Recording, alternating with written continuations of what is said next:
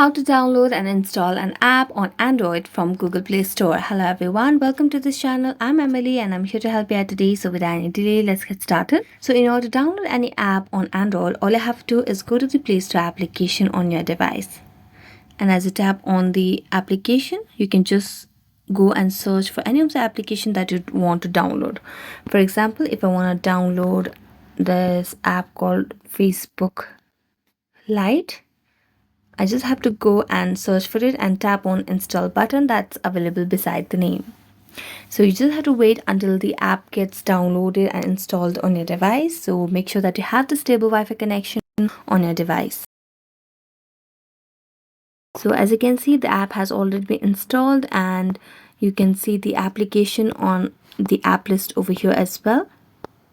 So it is mentioned as the Facebook Lite over here. So tap on it, and after you tap on it, it will lead you to the home screen and user interface of Facebook Lite.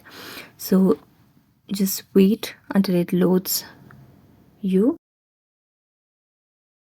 So you can just tap and log into your account over here, and then just mention your password, and after that you'll have to just tap on login and you'll be able to log into your account as well. So thank you so much for watching this video. See you next time.